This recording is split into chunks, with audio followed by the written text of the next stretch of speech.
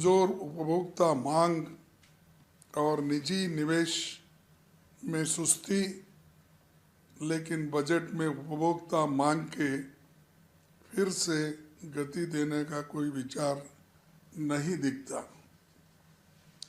घरेलू बचत में कमी और व्यक्तिगत कर्ज के बढ़ते बोझ पर भी ध्यान नहीं दिया गया है।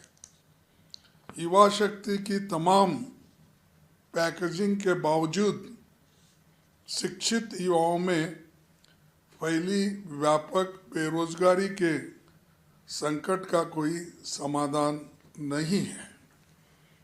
वित्त आयोग का सिफारिश का अभी और अध्ययन करना होगा, लेकिन वे गंभीर वित्तीय दबाव में चल रही राज्य सरकारों को कोई राहत देती नहीं दिख रही है।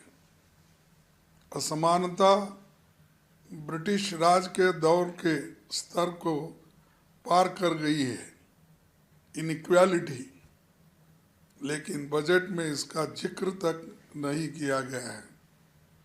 न ही एससी, एसटी, ओबीसी, अदर पिछड़े हुए लोगों के लिए, इकोनॉमिक ईडब्ल्यूएस के लिए, अल्पसंख्यकों के लिए इसमें कुछ सहायता का प्रावधान उन्होंने नहीं बनाया।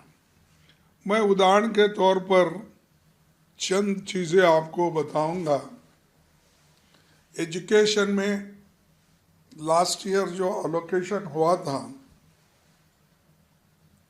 13,000 करोड़ खर्च नहीं किया गया। सोशल जस्टिस जो हमेशा शेड्यूल कास्ट, शेड्यूल ट्राइब और दबे हुए लोगों की मदद करता है, उसमें 2,242 करोड़ खर्च नहीं हुए। ट्राइबल अफेयर्स में 4,101 करोड़ खर्च नहीं हुए। माइनॉरिटी अफेयर्स यानी उनके लिए जो पैसा रखा गया था उसमें 1,190 करोड़ आज खर्च नहीं किए। इतना पैसा उन्होंने खर्च नहीं किया और वो ये कहते हैं कि हम सबकी भलाई कर रहे हैं। क्या है उनका स्लोगन है ना,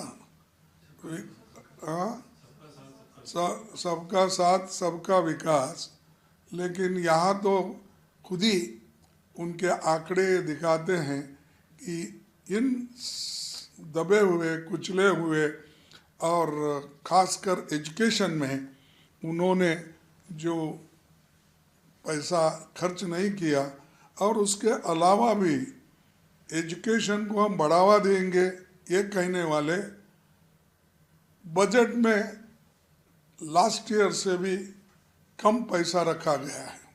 और एजुकेशन तो इम्पोर्टेंट है, और एजुकेशन को हमेशा हम ये चाहते हैं कि एजुकेशन, हेल्थ, रिसर्च ऐसे चीज़ों को ज़्यादा पैसा रखना चाहिए। ये हम सब का डिमांड है।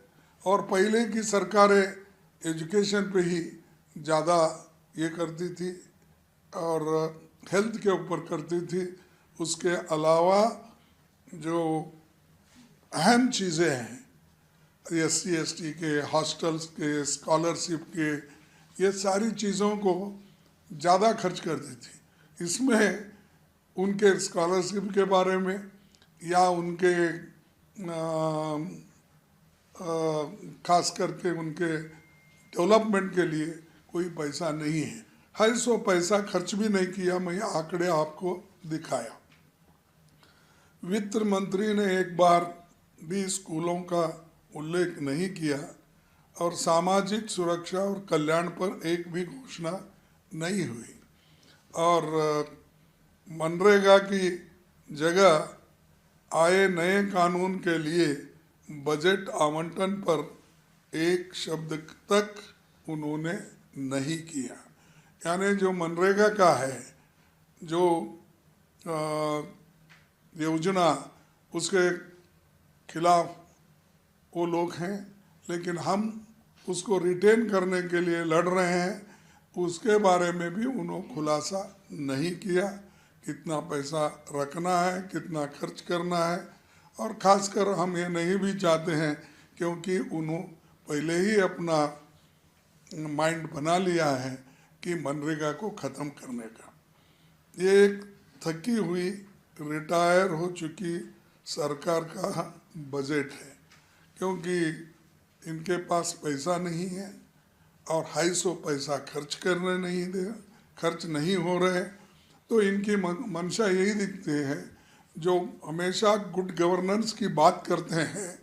आप ही बताइए, इतने 1000 करोड़ रुपए जब खर्च नहीं हुए, तो इसका यही अर्थ होता है कि वो एक अपने लोगों को कहकर लोगों के भलाई के लिए कदम नहीं उठाना चाहते। इसलिए इस बजट को मैं रिजेक्ट करता हूँ। ये लोगों के हित में नहीं है और लोगों के लिए इसका कोई उपयोग नहीं है।